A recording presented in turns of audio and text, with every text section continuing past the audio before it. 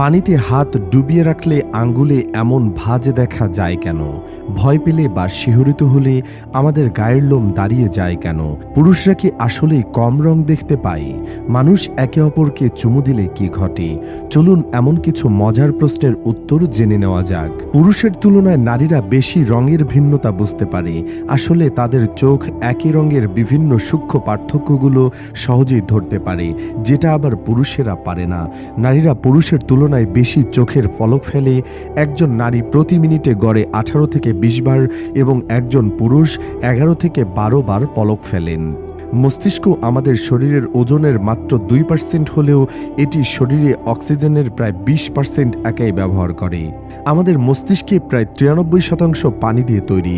শরীরের মাত্র 1% পানির অভাব হলেই আমাদের তৃষ্ণা পায়।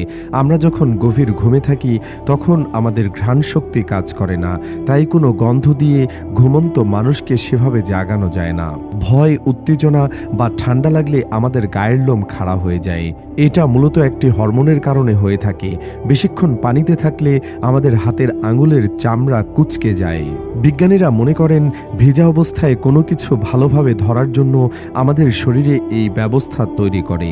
নখের উপর সাদা দাগ কোনো সৌভাগ্যের চিহ্ন নয়, বরং শরীরে আয়রন, ক্যালসিয়াম বা অন্য খনিজের অভাবের লক্ষণ।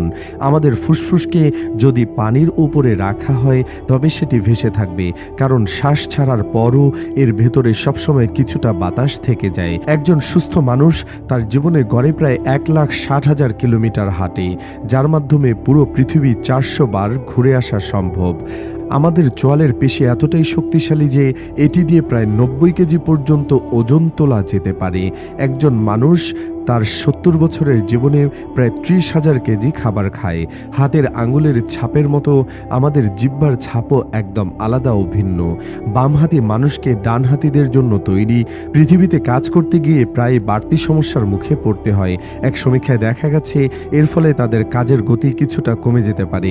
গবেষণায় আরও জানা গেছে ডান হাতে মানুষের তুলনায় বাম হাতের গড় আয়ু প্রায় 9 বছর কম, কারণ বেশিরভাগ যন্ত্রপাতি এবং পরিবেশ ডান হাতিদের জন্যই তৈরি, যা বাম হাতের জন্য ঝুঁকি বাড়ায়। চুম্বনের সময় দুজন মানুষের মধ্যে প্রায় 8 কোটি ব্যাকটেরিয়া আদান প্রদান হয়, তবে আতঙ্কের কিছু নেই, কারণ এদের বেশিরভাগই শরীরের জন্য উপকারী। অন্যদিকে কেমোথেরাপি চিকিৎসায় পার্শ্ব প্রতিক্রিয়ার কারণে ক্যান্সার রোগীদের চুল পড়ে যায়, রোগের কারণে নয়। আর একজন সুস্থ মানুষের চুল প্রতিদিন গড়ে 0.03 সেন্টিমিটার করে বাড়তে থাকে। আমাদের নখ ও কান সারা জীবন ধরে আকারে কিছুটা পরিবর্তন হতে থাকে, তবে আসল বৃদ্ধি নয়। মূলত আকর্ষণের প্রভাবে সময়ের সঙ্গে সঙ্গে এদের আকারের ভিন্নতা দেখা দেয়। মানবদেহের গ্রন্থিগুলোর বেশিরভাগই থাকে হাতের তালু, পায়ের পাতা এবং মাথায়। সত্যি মানবদেহ এক অপার বিস্ময়। এর প্রতিটি অঙ্গ প্রত্যঙ্গ নিখুঁত যন্ত্রের মতো কাজ করে, যা আমাদের প্রতিনিয়ত বিস্মিত করে তোলে।